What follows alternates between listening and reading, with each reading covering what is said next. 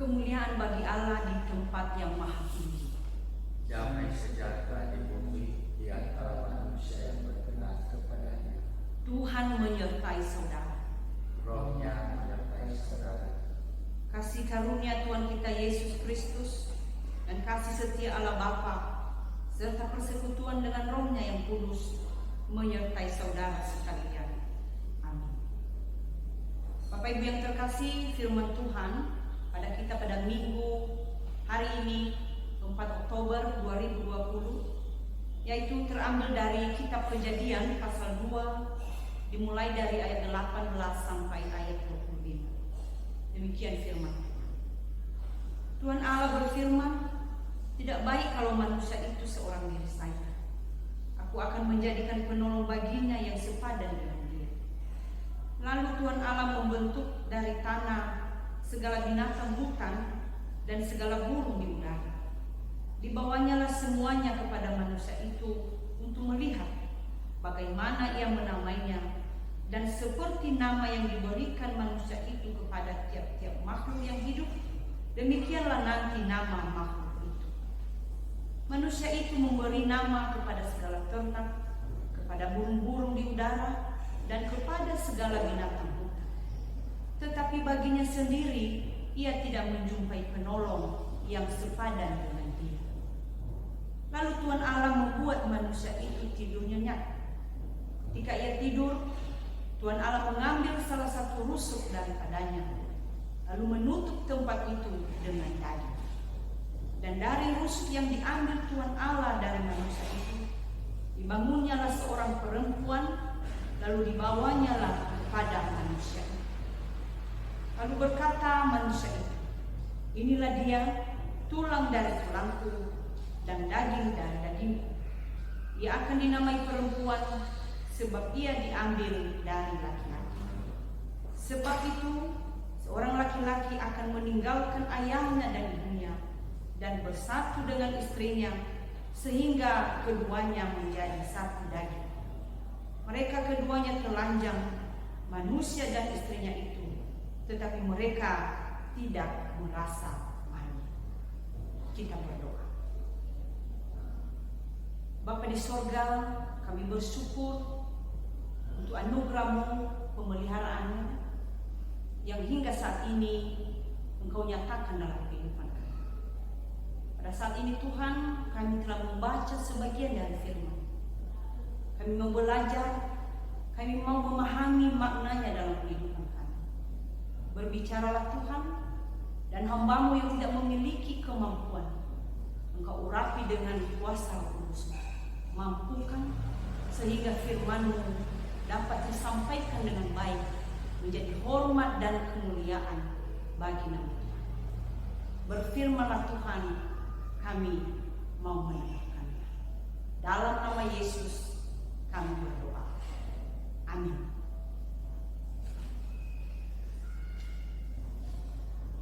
Salam bagi kita semuanya. Shalom. Bapak Ibu yang terkasih di dalam Kristus Yesus, di sebuah negara yaitu negara Jepang, ada satu budaya yang terkenal yang diberi nama Sakaiteki Hikokomeri. Budaya ini adalah menarik diri dari kehidupan sosial. Budaya di Jepang ini biasanya diminati oleh orang-orang yang berusia dari umur 20 hingga umur 60 tahun. Mereka memilih untuk berpisah dari interaksi sosial. Sehingga dari tahun ke tahun malah kebiasaan ini meningkat. Dan bahkan di tahun 2019, orang yang mengaku dan melakukan budaya ini mencapai 600.000 lebih. Namun Bapak Ibu yang terkasih, tentu budaya ini kalau kita bandingkan dengan kehidupan Indonesia, ini tentu tidak bisa berakar dan juga tidak bertumbuh. Dan pasti juga sampai di Kepulauan Nias ini. Hal seperti itu tidak mungkin berakar dan tidak bertumbuh karena kita biasanya suka hidup bersama. Walaupun Walaupun kenyataannya memang kalau akhir-akhir ini kita dilarang berkerumun, kita harus menjaga jarak, itu bukan budaya kita sebenarnya. Tapi itu karena pandemi COVID-19 yang sedang melanda dunia.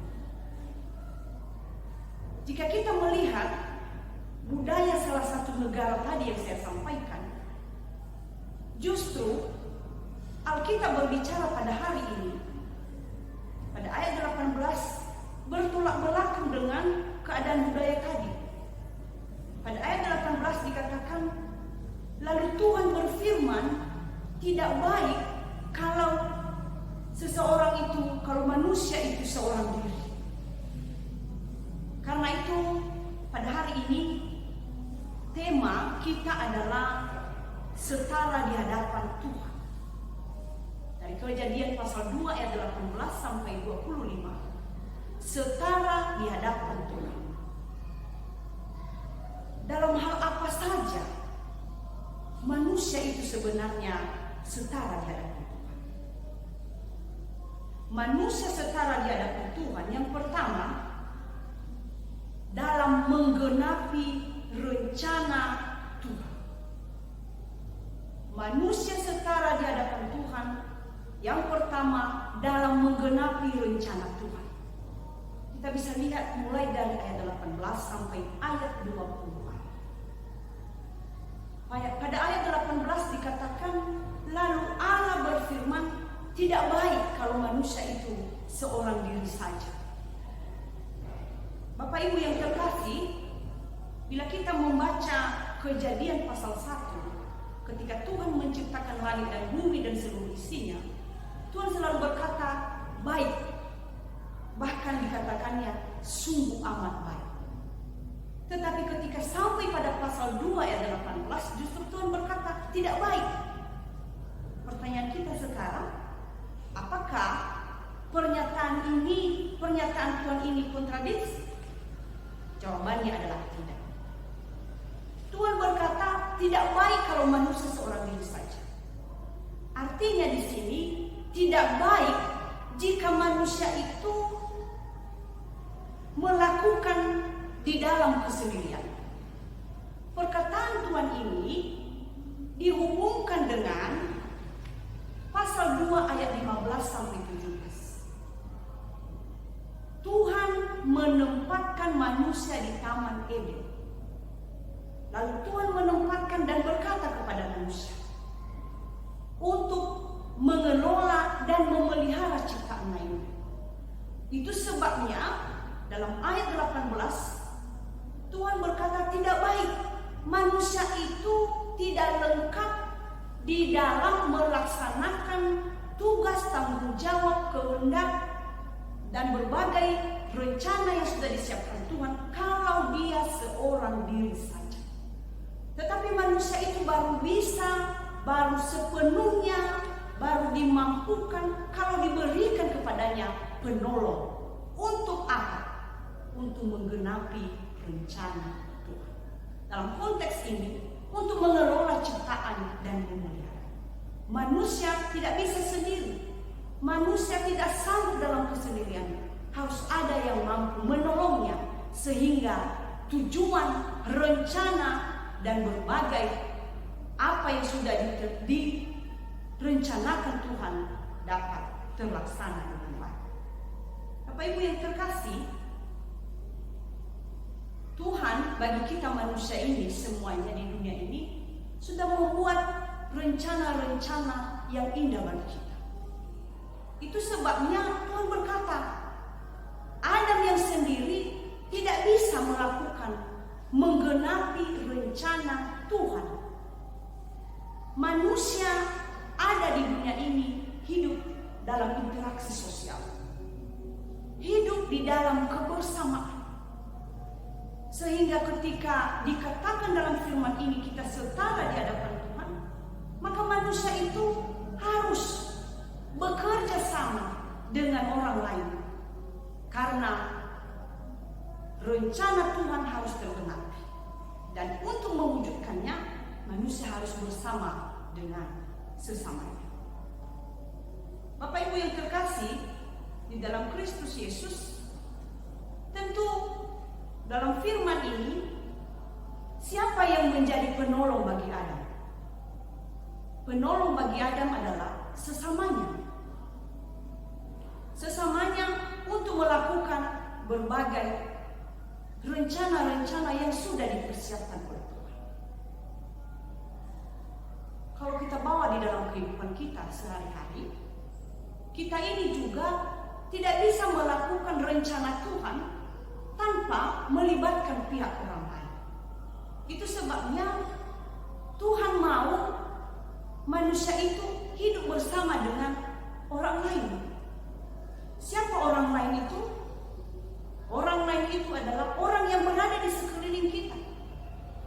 Mereka itu mungkin orang yang berada di dunia kerja kita, mungkin orang yang berada di dalam keluarga kita, saudara atau suami dan istri kita. Bisa juga orang-orang yang ada di sekeliling, di lingkungan kita. Dan orang-orang itu juga bisa di dalam pelayanan, di dalam gereja ini. Yang perlu kita pahami, di dalam melaksanakan rencana Tuhan itu, orang yang berada di sekeliling kita adalah orang yang berbeda dengan kita. Mungkin perbedaannya berbeda jenis kelamin, berbeda pekerjaannya, berbeda pendidikannya, bahkan mungkin berbeda sifat-sifatnya dan kebiasaan. Tetapi firman Tuhan hari ini mau berkata kepada kita, saling melengkapi. Manusia yang terbatas, Tuhan tahu itu. Tuhan tahu bahwa Adam terbatas. Karena Adam terbatas, maka perlu penolong. Tuhan tahu juga bahwa kita terbatas. Karena kita terbatas, maka Tuhan mau kita bersama dengan orang lain. Sekalipun orang yang berada di sekitar kita itu adalah orang yang berbeda dengan kita.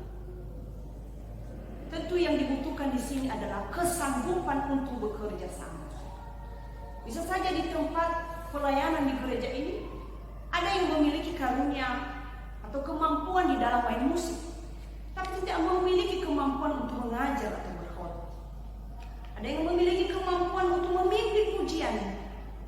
Ada juga yang memiliki kemampuan untuk melayani. Kita yang berbeda saling melengkapi karena kita tidak ada yang sempurna. Tidak ada yang super bisa. Sekalipun dunia mengatakan bahwa manusia itu telah diberi akal dan mampu melakukan banyak, tetapi firman Tuhan mengatakan kepada kita pada hari ini, manusia itu memiliki keterbatasan.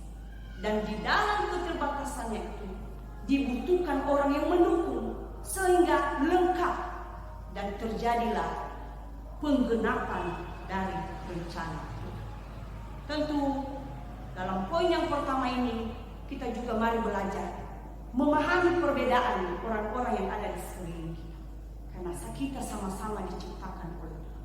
Menghargai perbedaan, memahami keterbatasan dan menghargai kelebihan, sehingga tergenapilah segala rencana Tuhan yang indah, baik di dalam keluarga kita, di dunia kerja kita, di pelayanan di gereja, dan dimanapun kita berada. Yang kedua, setara di hadapan Tuhan dalam hal menerima berkat Tuhan. Kita bisa lihat dan baca di ayat 20b sampai ayat 23. Ketika Tuhan melihat bahwa Adam itu sendiri dan tidak baik jika sendiri, maka apa yang dilakukan? Kita bisa lihat mulai dari ayat 19 sampai 20 Bapak Ibu. Di situ Tuhan mengantar ke hadapan Adam semua binatang yang ada di darat dan binatang yang ada di udara. Bahkan Tuhan bukan hanya membawanya di hadapan Adam, tetapi juga memberikan kuasa kepada Adam untuk memberi nama setiap binatang itu. Namun satu hal Bapak Ibu, ketika Adam telah menyelesaikan, telah melihat semua binatang dan bahkan telah memberi semua nama binatang itu. Pada ayat 20b dikatakan, namun baginya sendiri ia tidak menemukan penolong yang sepadan dengan dia. Rupanya di sini Adam yang sendiri mengalami kehampaan di dalam batin. Adam yang sendiri ketika menyaksikan binatang yang berpasang-pasangan, maka akhirnya dia memahami, tidak ada yang sama dengan saya. Dia memiliki kehampaan, dia memiliki kesedihan. Dan pada saat itu, rupanya apa yang dilihatnya, binatang dan semua ciptaan Tuhan yang lain itu tidak membuat hatinya bersukacita. Malah dikatakan, ia tidak menemukan penolong yang sepadan dengan dia. Bapak Ibu yang terkasih di dalam Kristus Yesus, Pengkhotbah pasal 4 ayat 9 berkata, berdua lebih baik daripada seorang diri. Bapak Ibu yang terkasih dalam Kristus Yesus, tentu dalam hal ini ketika Tuhan melihat jauh hingga di dasar hati Adam, maka apa yang terjadi? Lalu akhirnya Tuhan memberi solusi pada masalah yang sedang dihadapi oleh Adam. Lalu pada ayat berikutnya dikatakan, lalu Tuhan membuat Adam tidur nyenyak. Tidur di sini adalah dalam arti Tuhan yang menginginkan Adam tidur. Tuhan membuat Adam tidur nyenyak. Lalu Tuhan mengambil tulang rusuk Adam dan membangunnya menjadi seorang perempuan. Bapak Ibu yang terkasih, mungkin kita bertanya, kenapa Adam harus tidur ya? Ketika Tuhan justru sedang memikirkan dan sedang membuat hal yang nanti akan membuat Adam ini bahagia. Di sini jelas Bapak Ibu bahwa penciptaan itu sebenarnya adalah misteri rahasianya Allah. Dan manusia tidak mampu menyelami yang namanya penciptaan Tuhan. Dan mungkin juga seandainya Adam tidak tidur ketika Tuhan sedang membuat manusia, ketika Tuhan sedang membangun perempuan, bisa saja keadaannya bukan seperti yang kita lihat sekarang. Seandainya kita berimajinasi Bapak Ibu, Tuhan sedang merancang membuat manusia, yaitu perempuan bagi Adam, dan Adam menyaksikannya. Pasti yang ada dalam pikiran Adam adalah banyak komentar. Tuhan, mengapa seperti itu? Tuhan, maunya seperti ini. Tuhan, jangan seperti ini, dan sebagainya. Tetapi ketika Tuhan menjawab kerinduan Adam, Adam justru sedang dalam keadaan tidur. Bapak Ibu yang terkasih, ini juga pengajaran bagi kita bahwa pernikahan itu adalah inisiatif Tuhan, bahwa pernikahan itu adalah anugerah Tuhan. Dan ketika Adam tertidur dan Tuhan merancang pernikahan yang diberikannya bagi Adam, maka apa yang terjadi? Adam menerimanya dengan sukacita. Pernikahan yang diciptakan oleh Tuhan, pernikahan yang dirancang oleh Tuhan, menghasilkan kebahagiaan dan sukacita. Itu sebabnya Bapak Ibu yang terkasih, ketika Tuhan telah membangun seorang perempuan, lalu dibawanya lah kepada Adam, dan Adam berkata, inilah dia, tulang dari tulangku, daging dari daging. Apa maksud dari perkataan Adam? Kenapa harus seperti itu perkataannya? Maksud dari perkataan Adam adalah apa yang sudah diberikan Tuhan, jawaban Tuhan dari keluhannya selama ini, terjawablah dengan pemberian Tuhan oleh seorang perempuan. Terjawablah kerinduannya selama ini. Terhiburlah kesedihannya selama ini. Itu sebabnya sukacita yang luar biasa memenuhi pikirannya dan berkata, inilah dia, tulang dari tulangku, daging dari daging. Penolong yang sepadan, berarti penolong yang cocok, penolong yang sejodoh, tepat. Perempuan yang diberikan kepada Adam adalah perempuan yang diambil dari tulang rusuk, melengkapi keterbatasan dan kekurangan Adam. Suami yang diberikan kepada perempuan ini yaitu Adam juga adalah suami yang memberikan kasih dan tanggung jawab kepada istri. Itu sebabnya Bapak Ibu, pernikahan Kristen sebenarnya adalah anugerah Tuhan. Anugerah yang luar biasa diberikan oleh Tuhan. Dan karena anugerah yang sudah dirancang oleh Tuhan, menghasilkan kebahagiaan bagi pasangan suami istri. Bapak Ibu yang terkasih di dalam Kristus Yesus, itulah sebabnya Amsal 18 ayat 22 berkata, siapa yang mendapat istri mendapatkan sesuatu yang baik, dan ia dikenal oleh Tuhan. Tentu Bapak Ibu yang terkasih di dalam Kristus Yesus, ketika Tuhan menetapkan pernikahan, merancang pernikahan, maka pernikahan itu adalah pernikahan yang mendatangkan damai sejahtera. Hubungan antara istri dan suami di dalam firman Tuhan hari ini adalah hubungan ikatan yang tidak ada, yang tidak bisa diperbandingkan dengan ikatan hubungan yang lain. Istri terikat kepada suami dan suami diperlengkapi karena keadaan seorang istri. Karena itu Bapak Ibu yang terkasih, setara di hadapan Tuhan dalam menerima berkat Tuhan, dan karena ini adalah anugerah dari Tuhan, maka yang diharapkan dari pasangan suami istri dalam pernikahan adalah masing-masing mengambil bagian untuk turut bertanggung jawab dalam pernikahan yang sudah dianugerahkan Tuhan kepada mereka.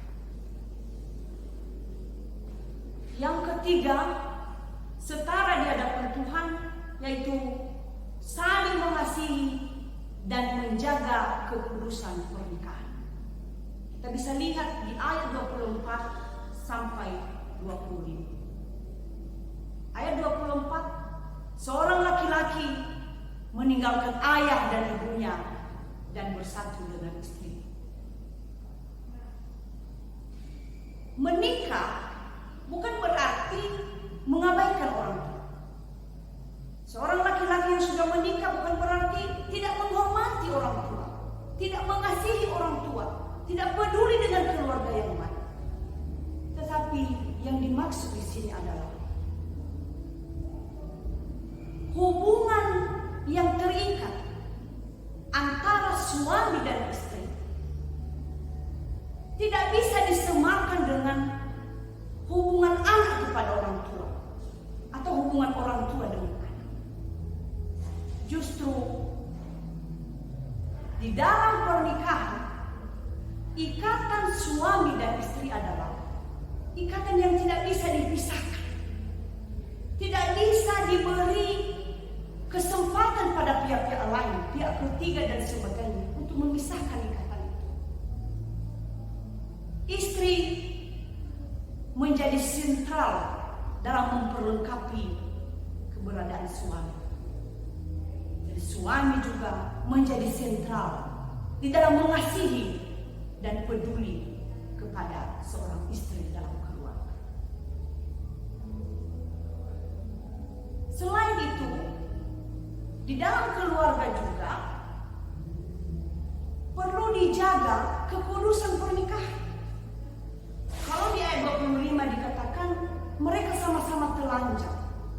Ini sebenarnya bukan berbicara hanya masalah dari seks, tapi yang lebih pada hal itu adalah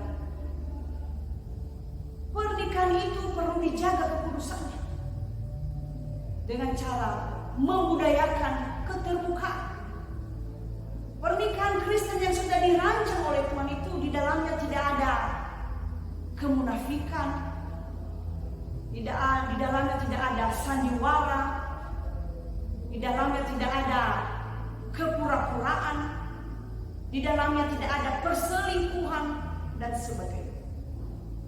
Tetapi pernikahan Kristen adalah pernikahan yang saling mengasihi dan saling menjaga kekudusan pernikahan itu. Tentu yang dibutuhkan di sini adalah keterbukaan di dalam hal komunikasi. Komunikasi yang utama, sehingga akhirnya komunikasi itu mampu membuat pernikahan itu terhindar dari kehancuran, terhindar dari konflik. Karena itu Bapak Ibu yang terkasih di dalam Kristus Yesus, firman Tuhan hari ini mengajarkan kepada kita bahwa kita semua setara di hadapan Tuhan. Semua manusia yang diciptakan oleh Tuhan setara di hadapan Tuhan. Baik itu di dalam hubungan di dalam keluarga sebagai suami istri, baik itu di dalam hubungan di dalam dunia kerja, pimpinan, bawahan, atasan, rekan kerja, baik itu juga di dunia organisasi, kita semua setara. Maka apa yang perlu kita lakukan? Yang pertama, kita semua dipanggil untuk bekerja. Kita semua dipanggil untuk bekerja menggenapi rencana Tuhan itu. Pekerjaan yang diberikan Tuhan kepada kita terwujud bila masing-masing kita mengambil bagian sesuai dengan bagian tanggung jawab yang bisa kita lakukan. Dimanapun kita ditempatkan, di keluarga, di dunia kerja, di organisasi, mari kita bekerja. Mari kita bekerja sama, karena tujuannya supaya rencana Tuhan yang indah, baik secara pribadi, di keluarga atau dimanapun, dapat tergenapi. Yang kedua, karena kita setara di hadapan Tuhan, jika ini dihubungkan dengan ikatan pernikahan di dalam keluarga, maka suami dan istri terpanggil untuk saling menghargai, untuk saling peduli, untuk saling memperlengkapi, dan untuk saling menjaga ikatan pernikahan. Karena pernikahan sekali lagi adalah anugerah dari Tuhan, maka ini adalah suci, ini adalah sakral, bukan hal yang biasa-biasa saja. Karena itu bagi yang belum menikah, persiapkanlah pernikahan, libatkanlah Tuhan. Biarlah Tuhan yang berencana, sehingga pernikahan juga menjadi anugerah yang mendatangkan damai sejahtera. Bagi kita yang sudah memiliki keluarga, yang sudah menjadi pasangan suami istri di keluarga kita masing-masing, mari tetap kita komit merawat dan memelihara pernikahan yang sudah diberikan Tuhan. Karena kita percaya ketika masing-masing komit pada apa yang sudah diberikan Tuhan dalam pernikahan, maka terwujudlah kebahagiaan itu. Efesus 5 berkata, hai suami, kasihilah istrimu, dan hai istri, tunduklah dan taatlah kepada suami. Kiranya firman Tuhan hari ini yang mengingatkan kita akan kesetaraan di hadapan Tuhan membuat kita semakin memiliki semangat untuk bekerja dalam pekerjaan kita dan memiliki komitmen yang semakin kuat di dalam keluarga kita masing-masing. Amin. Ayat hafalan kita yaitu dari kitab Kejadian pasal 2 ayat 18. Tuhan Allah berfirman, tidak baik kalau manusia itu seorang diri saja. Aku akan menjadikan penolong baginya yang sepadan dengan kita.